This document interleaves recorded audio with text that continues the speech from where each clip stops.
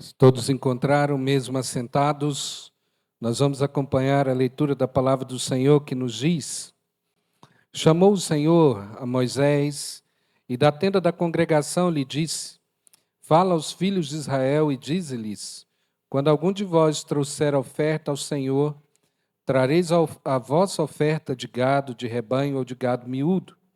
Se a sua oferta for de holocausto de gado, trará macho sem defeito. A porta da tenda da congregação o trará, para que o homem seja aceito perante o Senhor. E porá a mão sobre a cabeça do holocausto, para que seja aceito a favor dele para a sua expiação. Depois imolará um novilho perante o Senhor, e os filhos de Arão, os sacerdotes, apresentarão o sangue e o aspergirão ao redor, sobre o altar que está diante da porta da tenda da congregação. Então ele esfolará o holocausto e o cortará em seus pedaços. E os filhos de Arão, o sacerdote, porá fogo sobre o altar, porão em ordem lenha sobre o fogo. Também os filhos de Arão, os sacerdotes, colocarão em ordem os pedaços, a saber, a cabeça, o redenho, e sobre a lenha que está no fogo, sobre o altar. Porém, as entranhas e as pernas, o sacerdote as lavará com água, e queimará tudo isso sobre o altar. É holocausto, oferta queimada de aroma agradável ao Senhor. Se a sua oferta for de gado miúdo, de carneiros ou de cabritos para holocausto, trará macho sem defeito, e o molará ao lado do altar, para o lado norte, perante o Senhor. E os filhos de Arão, os sacerdotes, aspergirão seu sangue em redor sobre o altar. Depois ele o cortará em seus pedaços, como também a sua cabeça, o seu redenho, e o sacerdote os porá em ordem sobre a linha que está no fogo sobre o altar. Porém, as entranhas e as pernas serão lavadas com água, e o sacerdote oferecerá tudo isso e o queimará sobre o altar. É holocausto, oferta queimada, de aroma agradável ao Senhor. Se a sua oferta ao Senhor for holocausto de aves, trará a sua oferta de rolas ou de pombinhos. O sacerdote a trará ao altar, e com a unha lhe destroncará a cabeça sem a separar do pescoço, e a queimará sobre o altar. O seu sangue ele o fará correr na parede do altar. Tirará o papo com suas penas e o lançará junto ao altar para o lado oriental, no lugar das cinzas. Rasgá-la pelas asas, porém não as partirá. O sacerdote a queimará sobre o altar, em cima da lenha que está no fogo. É holocausto, oferta queimada de aroma agradável ao Senhor. Vamos orar mais uma vez? Os irmãos, é muito estranho, e talvez você ache estranho eu expor nessa noite o livro de Levíticos. E, na verdade, na maioria das vezes, quando nós abrimos Levítico, é para fazer talvez um estudo bíblico que a gente passa mais ou menos por cima ali de algumas dessas figuras, porque há de convir que eu creio que quando eu acabei de ler, ou lendo esse texto, alguns de vocês tiveram desconforto ao ler alguns detalhes aqui a respeito do holocausto, daquilo que Deus tinha ordenado que o povo de Deus fizesse. Você vai ver no livro de Levítico, por mais que pareça estranho, você vai ver as sequências aqui. Se você começar a ler Levítico, você vai perceber que há uma repetição de holocaustos aqui. Você vai ver ele do capítulo 1 até o 5, relatando vários tipos de ofertas aqui diante do Senhor, e depois ele volta de novo, repetindo as mesmas práticas aqui que Deus tinha determinado para o povo. Mas se você notar, há uma diferença aqui. Se você colocar, se você pegar do capítulo 1 até o capítulo 5, você vai ver essa descrição da parte de Deus, daquilo que deveria ser feito da perspectiva do pecador, daquele que oferecia o holocausto. Do capítulo 5 em diante, você vai ver a perspectiva do sacerdote, de como ele também deveria oferecer o holocausto e aquilo que ele deveria fazer. O livro de Levítico, nós não precisamos ter tanto medo assim a respeito das coisas que são relatadas, porque o livro de Hebreus, no Novo Testamento, é aquele livro que nos mostra, nos explica exatamente os detalhes daquilo que estava acontecendo aqui, ou daquilo que Deus tinha determinado para o povo no livro de Levítico, e como isso se cumpre em Cristo Jesus.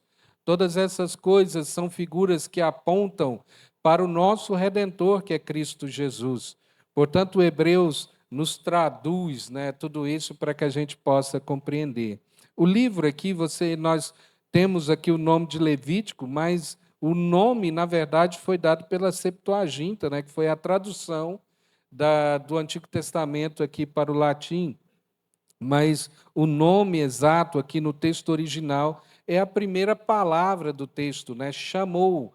Esse é o nome do livro. Levítico foi dado possivelmente porque os autores aqui entenderam que, basicamente, as ordens, aquilo que deveria ser feito, era uma ordem para os levitas, né? Aqueles que serviam diante do Senhor, aqueles que não entraram na repartição da terra. Os irmãos lembram de tudo isso, que a eles foi dado ali o dever de cuidar do templo, das ordens do templo, portanto, eles não teriam herança, a herança deles, ou o sustento deles, era aquilo que vinha ali no tabernáculo, e, portanto, eles eram divididos em classes, mas eles viviam para servir ao templo e principalmente para os cerimoniais aqui.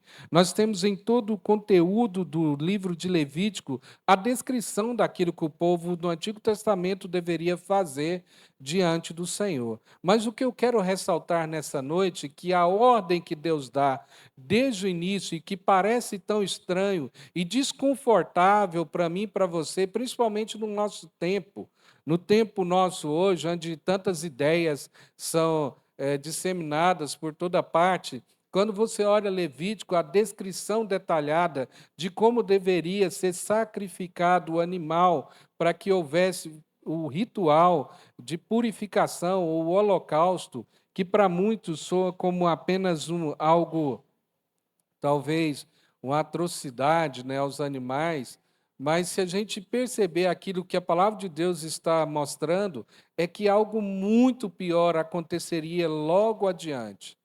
Se você muitas vezes dói o coração quando fala de destroncar o pescoço de uma rolinha, imagine aquilo que aconteceu com Cristo Jesus por minha causa e por sua causa. Será que você não lembra disso? Daquilo que está apontando, ou seja, apontando lá para o cumprimento da promessa em Cristo Jesus e de que ele foi de fato moído por causa das nossas transgressões. Portanto, Levítico, ele é a porta de entrada para tudo isso, mas há algo que nós não podemos esquecer jamais. O mesmo Deus que determina todas essas coisas é o mesmo Deus que em Levítico dá uma ordem e que isso, na palavra de Deus, ela nunca foi abolida. Sede santos, porque eu, Senhor vosso Deus, sou santo. Se você colocar um tema no livro de Levítico, é exatamente esse: santidade ao Senhor. Era aquilo que o sacerdote carregava escrito na sua testa, quando ele entrava no Santo dos Santos e colocava aquela mitra, estava escrito ali: santidade ao Senhor. Ou seja, ele deveria relembrar sempre que, mesmo ele sendo sacerdote, ele era imperfeito, pecador. Se ele entrasse na presença de Deus e não tivesse expiado os seus próprios pecados, ele seria eliminado na presença do Senhor. Portanto, no meio de todas essas sessões, você vai até o capítulo 11 também, relatando, falando dos rituais. Depois você vai ver a descrição daquilo que é feito até hoje, né? Não dos moldes do Antigo Testamento, mas do Yom Kippur, que é um dia que o judeu ele guarda todo ano, que é o 10º dia do 7º mês do ano, é chamado o dia do Yom Kippur, ou dia da expiação, que era a expiação geral. Nesse livro todo, então, nós estamos falando a respeito disso, daquilo que Deus determinou para que pudesse aplacar a ira contra o pecado. Mas eu quero lembrar os irmãos nessa noite, com base em Hebreus, que todos esses rituais eram imperfeitos. Eles serviam para apontar para aquilo que aconteceria um dia em Cristo Jesus.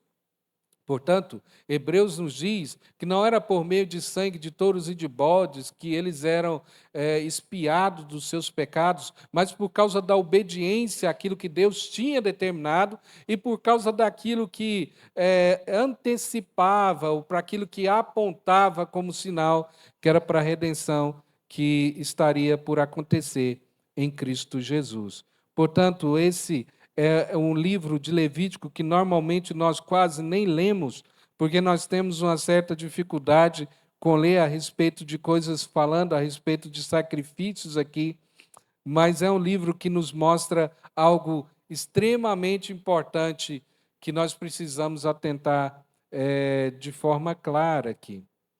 Por isso, quando nós olhamos para todo esse sistema cerimonial da lei, esse sistema aponta para a santidade de Deus. Os irmãos lembram que a lei ela é dividida nesses três aspectos, né? A lei cerimonial, né, que dizia respeito aos sacrifícios, a lei civil, que dizia respeito ao governo teocrático de Israel, e a lei moral, que ela é resumida nos 10 mandamentos. Quando a gente olha para aquilo que está descrito em Levítico, basicamente a lei cerimonial, toda ela aponta para o sacrifício de Cristo Jesus e por aquilo que iria acontecer em Cristo. Portanto, antevia essa redenção em Cristo Jesus. Portanto, esse é um sistema cerimonial e, portanto, foi abolido. Se você me perguntar, e hoje? E se eu fizer um sacrifício desse, Deus aceita? Não. Deus não vai aceitar um sacrifício como esse hoje. Aí você pode dizer, mas a palavra de Deus nos fala que Deus é o mesmo ontem, hoje e será eternamente. Isso está se referindo aos seus atributos. Porque a lei cerimonial, ela se cumpre completamente em Cristo Jesus.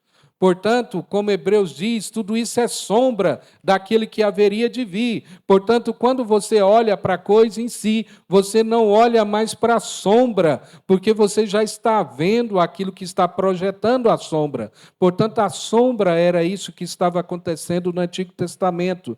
Jesus é aquilo que é real e para onde nós devemos olhar. Diz na história que Gandhi, Mahatma Gandhi, ele começa a ler a Bíblia a partir de Gênesis, e ele diz a história que ele fica maravilhado com toda a história da criação. Ele entra em Êxodo também e fica feliz. Quando ele chega em Levítico, ele fecha sua Bíblia e diz: nunca mais eu leio a Bíblia. Justamente porque, ao olhar os sacrifícios, ele se sentiu completamente ofendido com aquilo que Deus tinha mandado o povo fazer aqui no sistema cerimonial do Antigo Testamento. Mas tudo isso tinha uma função, tudo isso tinha um porquê, tudo isso era um convite de Deus para que o povo se aproximasse dele. Mas o povo sabia, e por tudo aquilo que Deus já tinha feito desde a saída do Egito, de como Deus tinha se revelado ao povo, lembra que quando chega a lei, Deus fala para o povo: olha, que vocês nem toquem nesse monte. Ninguém suba para cá. Se um animal passar essa barreira, ele vai ser morto. Portanto, que ninguém suba para cá. Ou seja, aquilo tudo apontava para um Deus santo, completamente santo. Vocês lembram disso? Que a palavra de Deus, ela repete esse termo somente para Deus. Santo, santo, santo é o Senhor dos exércitos. Portanto, o Deus que nós servimos é um Deus completamente santo e que, portanto, não tolera o pecado, a iniquidade. E como então se aproximar de um Deus assim?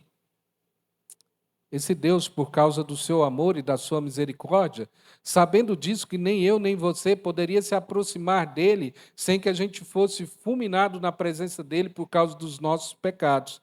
Ele providencia o meio para que isso acontecesse. Então, no Antigo Testamento, nós temos o meio que eram os holocaustos, e claro, que acima de tudo a base era a obediência e não o sacrifício em si. Era o cumprimento que fazia com que eles fossem expiados, porque a expiação do povo do Antigo Testamento também estava em Cristo Jesus, ou seja, no cumprimento da promessa. Se você me perguntar como que eles eram salvos, por meio de Cristo. por meio de Cristo também. Ou seja, o sacrifício de Jesus, ele desce para nós, mas ele também, por causa da obediência, ele alcançou aqueles que cumpriram a lei, mesmo imperfeitos. Portanto, é a mesma graça. E há um convite aqui, e é isso que eu quero rapidamente nessa noite pontuar aqui com todos nós, para que a gente entenda esse convite da graça do Senhor sempre convidando um povo: vem até mim, aproxime-se de mim, chegue próximo a mim. Esse é o convite do Senhor para mim e para você. Isso nós olhamos para esse livro nessa noite, e no primeiro capítulo, e a gente percebe algumas coisas importantes aqui, para que a gente possa compreender. A primeira coisa é que quando Deus convida, há um convite aqui para se aproximar do Senhor, esse convite é universal. Há um convite universal. Se você olhar a estrutura do texto que nós lemos, em cada bloco, são 3 blocos no texto, ele vai colocando as gradações daquilo que deveria fazer. O cerimonial era o mesmo, a cerimônia era a mesma. Ou seja, se você tem condições de trazer um gado grande, e o texto é claro em mostrar que isso era algo caro para se trazer. Todas as figuras do texto, se você olha para o original, você vai perceber que quando ele fala no começo do holocausto, quando ele fala trazer gado do rebanho aqui, se sua oferta for holocausto de gado, trará macho sem defeito. O termo que é usado é de um animal que seja doméstico e grande. Ou seja, você teria que ter gasto com esse animal doméstico, cuidar desse animal doméstico, e ele deveria ser o melhor que você tivesse. Portanto, custaria um alto preço para que você entendesse que aquilo que era para expiar o pecado dependia de um alto preço. E é interessante notar que o termo é doméstico. Não adiantava alguém pegar e falar assim: olha, eu vou ali no mato, né, eu vou pegar algum animal aí qualquer, né, que seja mais ou menos parecido, e vou pegar ele e levo lá para fazer a expiação. Se isso acontecesse, possivelmente seria fulminado diante do Senhor. Vocês lembram que mais ou menos parecido foi aquilo que Ananias e Safira fez diante do Senhor. Eles queriam enganar a Deus, eles queriam enganar também a igreja, o povo, e foi mais ou menos o que aconteceu ali na igreja primitiva no início. E aquilo que aconteceu foi que eles foram fulminados na presença do Senhor. Portanto, o texto é claro quando ele diz o gado aqui, e o termo no original é exatamente esse, um gado doméstico que você criou desde pequeno e que, portanto, vale um preço muito alto. Ele tem que ser o melhor do rebanho para que você trouxesse na presença do Senhor. Portanto, se você tinha a condição de fazê-lo, isso era necessário que fosse feito. Tudo isso para entender exatamente que aquele que era o ofertante, ele estava entendendo que, de fato, ele era pecador e que ele não merecia a salvação e que ele não merecia estar diante de um Deus santo, completamente santo. Portanto, o holocausto tinha que ser algo que tinha valor e alto valor para ele.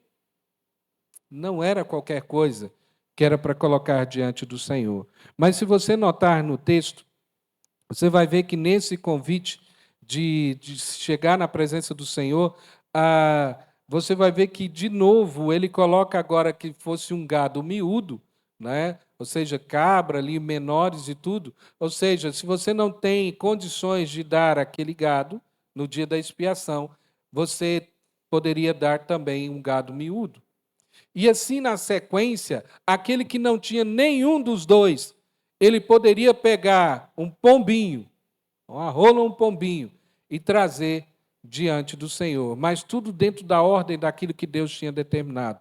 A ideia geral do texto é entender que a aproximação de Deus é um convite universal, e não há desculpa para se chegar diante do Senhor. Ou seja, de falar: eu não tenho condições para que eu traga em sacrifício, né, um gado maior, nem um gado miúdo. Há um convite que é universal. Portanto, Deus não coloca barreiras nesse sentido. Deus dá a condição para que todos pudessem se chegar diante dele, arrependido do seu pecado, e trazer uma oferta diante do Senhor. É ele que determina, então, como nós devemos nos aproximar. Aqui a gente aprende um princípio de adoração, daquilo que nós estamos fazendo aqui diante do Senhor e daquilo para o qual nós fomos chamados. A adoração ao nosso Deus, ela é regulamentada por Ele mesmo. Você não vai ver em Levíticos, em parte nenhuma, alguém dizendo, olha, eu achei que há algo diferente que eu possa trazer diante do Senhor. Eu acho melhor a gente mudar esses rituais, trazer algo diferente, inovar algumas coisas. Já está meio chato, é estranho esse sacrifício, é muito sangrento esse sacrifício. Vamos modificar todas essas coisas. A gente vai ver que a adoração a Deus é determinada por Ele mesmo. Deus se importa como nós o adoramos e, portanto, a forma como nós o adoramos. E como nós devemos nos chegar. Portanto, o princípio é um convite universal, mas quem regulamenta tudo isso é o próprio Deus. Nós somos um povo do Senhor, igreja do Senhor, chamados para glorificar ao Senhor e proclamar o Evangelho, mas a forma como nós nos chegamos diante dele é prescrita por ele mesmo. Sempre foi assim. Nós temos, talvez, muitas vezes aí algumas dificuldades no nosso tempo, no nosso dia, e talvez a gente queira mudar algumas coisas, algumas ordens, e como nós devemos fazer diante do Senhor. Eu só quero lembrá-los que o mesmo Deus aqui do Antigo Testamento é o mesmo Deus hoje, ele continua santo, santo, santo. Portanto, se chegar na presença dele, é da forma como ele determina. Nós temos como padrão, né, da teologia reformada aquilo que é chamado de princípio regulador de culto. E uma das máximas do princípio regulador de culto é: aonde Deus se cala, eu não faço. Eu não arrisco para não fazer coisa errada ou trazer fogo estranho na presença do Senhor, na linguagem do Antigo Testamento. Nós vivemos um tempo onde as pessoas dizem: se a Bíblia não proíbe, eu faço qualquer coisa. Se ela não tem uma determinação clara para que eu não faça isso, eu faço. Porque Deus está olhando sempre somente para o nosso coração. Deus não se importa com a forma.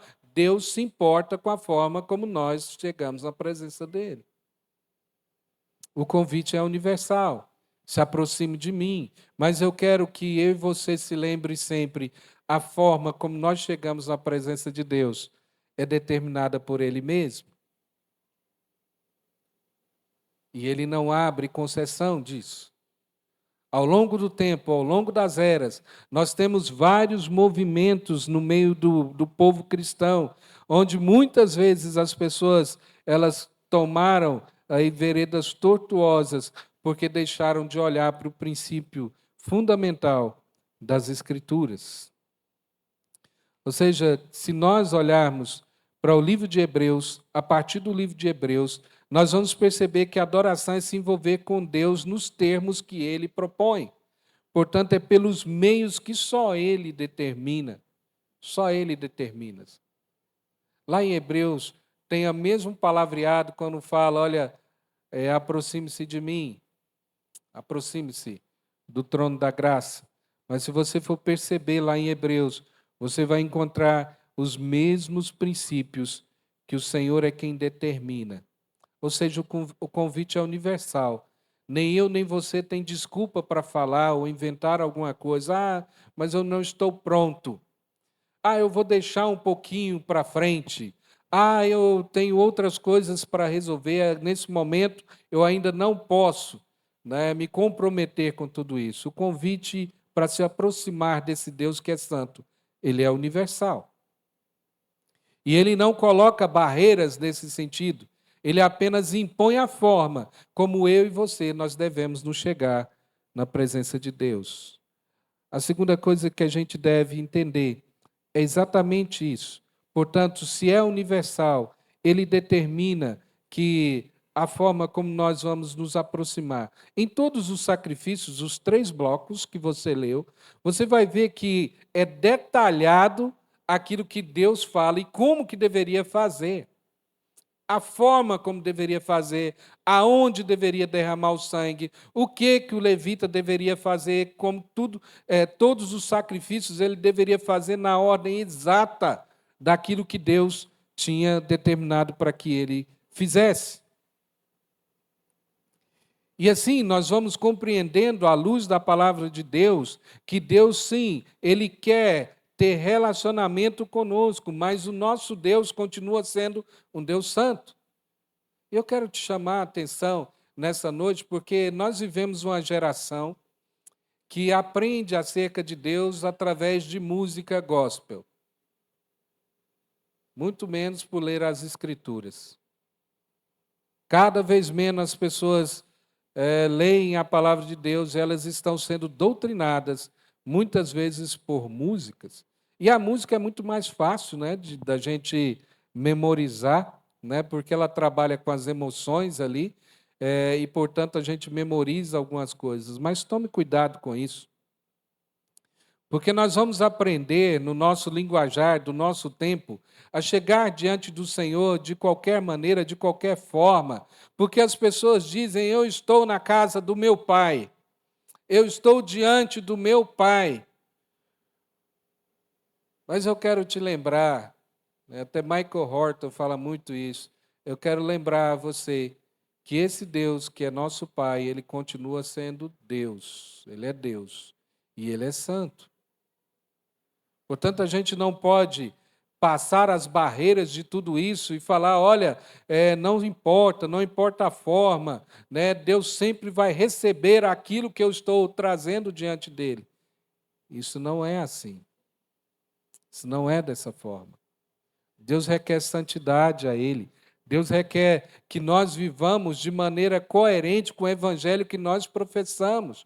Portanto, o ato que nós fazemos aqui nessa noite, no ajuntamento diante de Deus, tudo isso deve ser o resumo daquilo que é a nossa vida como um todo. Nós não chegamos aqui para render graças ao Senhor, reconhecimento daquilo que Ele é, mas tudo isso deve permear toda a nossa vida de adoração. Ontem eu estava falando a respeito do princípio, somente a Escritura, para um grupo lá na primeira igreja, e aquilo que nos assusta, né? Tem umas coisas que nos assustam hoje, de como as pessoas elas entendem o Evangelho, né? E há pouco tempo soltaram aí uma reportagem de uns traficantes evangélicos, né? E que nos papelotes que eles vendem tem até um versículo bíblico, né? Tem um versículo bíblico escrito: Deus é fiel, né? Um pacotinho de maconha e Deus é fiel. Aí as pessoas, ao questionar, falam: não, esse é porque é o meu trabalho. O meu trabalho é como eu ganho a vida, Deus não está se importando com isso. E assim, vários segmentos hoje do nosso dia, da nossa sociedade, as pessoas elas dividiram a vida em público e privado. E, portanto, ela fala: olha, no privado eu adoro a Deus, no meu público você não se mete.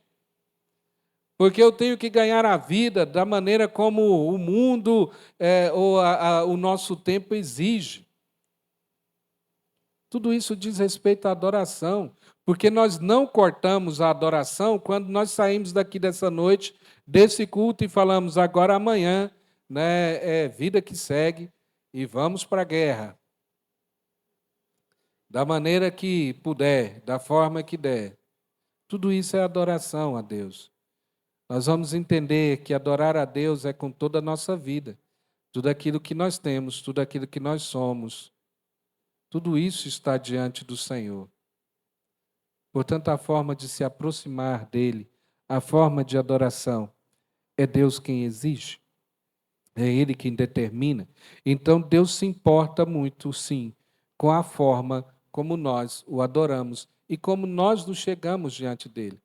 Até algumas coisas que hoje é estranho a gente falar na igreja, De vez em quando a gente fala, irmãos, cuidado com aquilo que você veste quando você vem para a igreja. Eu acho que também e não tem outro lugar também, se fala, não, isso aí você veste em outro lugar.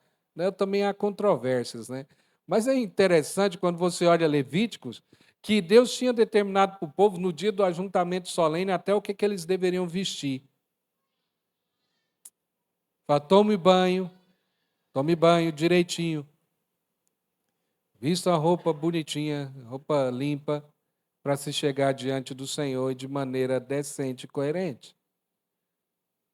Por que talvez hoje a gente pense, olha, não, o pastor está pregando usos e costumes. Não, nós estamos falando de um Deus que é santo e que, portanto, Ele que determina a maneira ou a forma como nós devemos nos chegar na sua presença. Não é a moda do nosso tempo, não é as coisas que todo mundo usa, mas nós devemos, antes de mais nada, lembrar, eu estou diante de Deus, perante a face de Deus. Esse é um princípio caro, desde a Idade Média ali, próximo da Reforma, que as pessoas falavam, olha, corandeu, a minha vida, eu vivo na presença de Deus. Literalmente, o termo corandeu é viver diante da face de Deus. Nós precisamos atentar para isso. Terceiro e último lugar, o Senhor nos chama para se aproximar dEle, mas é necessário um sacrifício. Talvez você pense que eu esteja dizendo como as pessoas dizem hoje em vários movimentos evangélicos, né? Faça o sacrifício, dê alguma coisa que esteja além daquilo que são as suas possibilidades, surpreenda a Deus com alguma coisa, como se Deus pudesse ser surpreendido, né? Uma história que alguém me contou e depois fui ver, de fato era verdadeiro, né? De alguém, um líder evangélico, dizendo, olha, vamos surpreender a Deus, pegar Deus de surpresa, que aí Ele te abençoa mais.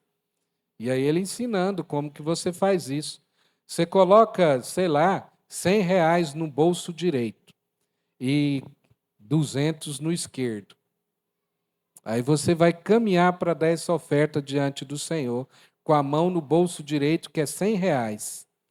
Na hora que estiver chegando no gasofilácio, você enfia a mão na esquerda e põe 200. Aí Deus falou, ai, me pegou de surpresa. Agora sim. Você me pegou de surpresa, tá aí, vou te abençoar.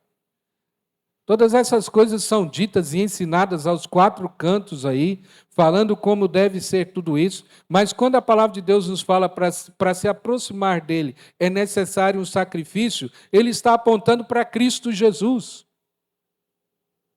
É para Cristo Jesus. Portanto, não adianta nada se você, sei lá, você vir da sua casa até aqui de joelho, eu lamento, você só estragou o seu joelho.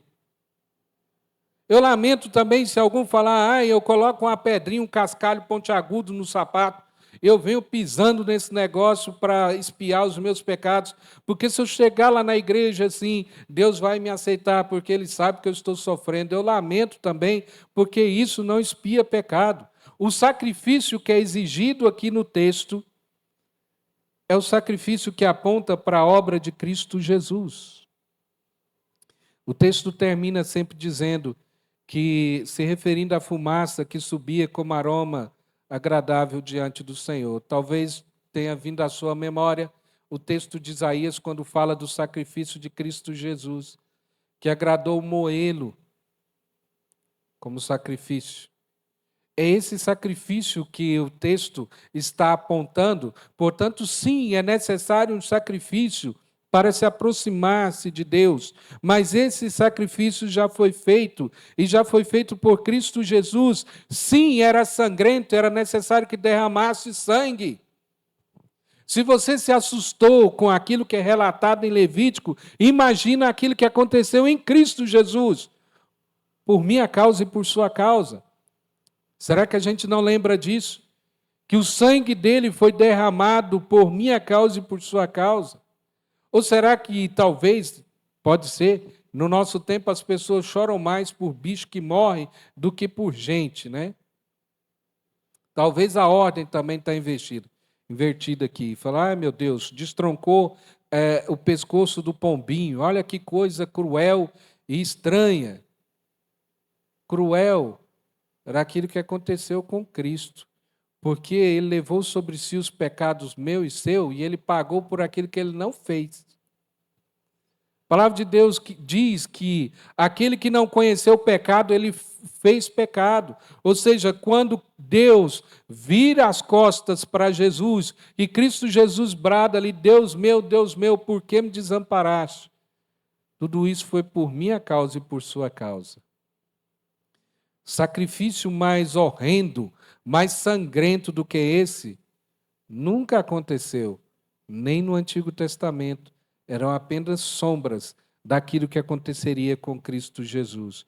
Portanto, o sangue de Jesus foi vertido. E aí o texto nos mostra de Romanos, né, falando a respeito de tudo isso que aconteceu em Cristo, que era necessário para que expiasse o nosso pecado, aplacasse a ira, né, no propiciatório, lá desde Romanos capítulo 3. A linguagem depois que ele usa em Romanos 12, faça-se como sacrifício vivo, aceitável para Deus, está baseado na mesma linguagem aqui do livro de Levíticos, do sistema da antiga aliança. Ele nos convida, então, a viver e fazer dessa forma, mas entendendo que a necessidade do sacrifício, Cristo Jesus já fez. Era esse o sacrifício que aplacaria a ira de Deus. Por isso eu quero, nessa noite, ao concluir, relembrar para você que Deus nos chama, é um convite universal. Portanto, Ele está te convidando nessa noite. Aproxime-se de mim. Aproxime-se de mim. Não importa como, não importa a sua vida ou a maneira como você esteja vivendo. O convite é universal. Aproxime-se de mim. Mas é Ele que determina como eu e você nós devemos nos apresentar diante dele. E que você possa compreender que a necessidade desse sacrifício, mas não é o seu sacrifício. É por meio de Cristo Jesus. É por meio de Cristo. E é olhando para isso que nós devemos viver, tanto entendendo a nossa vida, quanto na nossa vida pregando o Evangelho, entendendo que o Evangelho é para alcançar qualquer pessoa. Qualquer pessoa. Porque o sacrifício foi feito pelo sumo sacerdote perfeito, que é Cristo Jesus. Como eu falei lá no início, o sumo sacerdote, que entrava uma vez por ano, no ano do Yom Kippur, no Santo dos Santos, era necessário que ele fizesse expiação por si mesmo antes de fazer a expiação pelo pecado do povo. Isso demonstra que a antiga aliança era imperfeita. Quando Jesus entra no Santo dos Santos, ou seja, no dia ali da sua morte, diante ali da cruz do Calvário, quando a palavra de Deus diz que o véu se rasga de alto a baixo, já não existia mais agora essa lei cerimonial, porque Cristo Jesus cumpriu. Portanto, antes de você ir para casa, eu quero que você possa memorizar algumas coisas e aplicar na sua vida. Primeiro, que não importa a sua condição, o convite é aproxime-se de Deus. Aproxime-se. Quantas vezes a gente ouve as pessoas dizendo: olha, eu quero acertar melhor minha vida para depois eu me tornar crente. Isso não vai acontecer. Sabe como que você acerta a sua vida? É se jogando aos pés de Cristo Jesus. Ele está convidando. É um convite da graça. Por meio de Cristo você pode se aproximar desse Deus que é santo. Mas não deixe de levar, nem no seu particular ou coletivo, adorações estranhas que não cabem aqui no preceito bíblico, porque Deus não aceita. Se você já está nessa caminhada, não seja tentado por tantas ondas que vão e vêm. E se isso não cabe naquilo que a Escritura diz, não faça. Não faça, porque Deus não aceita. Deus não aceita. Em terceiro lugar, Cristo foi o nosso sacrifício. Portanto, que possamos agora, como Paulo nos diz lá em Romanos, ele nos chama depois, como reflexo disso, a nos oferecer a Deus como sacrifício vivo, santo e agradável ao Senhor. Portanto, esse livro fala de santidade, santidade ao Senhor. E é isso que ele requer de nós. Portanto, ao longo dos anos que essa igreja permanece aqui, e ao longo dos anos que Deus ainda conceder, lembre-se sempre disso, vocês são um povo separado por Deus para a santidade, para a santificação. Esse é o nosso caminho e essa é a nossa luta. E saiba que Deus está fazendo isso em nós, dia após dia. Graças a Deus que não é um esforço, somente um esforço meu e seu. Há um ato de Deus nos santificando para Ele mesmo. Que essa igreja, cada dia mais, ao crescer nessa santidade ao Senhor, ela possa ser luz, de fato, uma luz brilhante neste lugar que ela foi colocada. Que cada um de vocês possa entender isso, que a santificação produz isso, portanto, para ser um referencial no nosso tempo, na nossa sociedade, é necessário santificação ao Senhor. E Ele faz isso em nós. Graças a Deus por causa de Cristo Jesus. Portanto, eu quero, nessa noite, mais uma vez convidá-lo, se você ainda não entregou a sua vida a Cristo Jesus, que você faça nesse dia, se o Espírito Santo tem te indicado a isso, que marque esse dia na sua vida. É um convite da graça, aproxime-se de Deus hoje. Mas a todos nós aqui presentes nessa noite também como Igreja do Senhor, é tempo de buscar sempre a santidade ao nosso Deus. A palavra de Deus nos diz, sem santificação, ninguém verá o Senhor.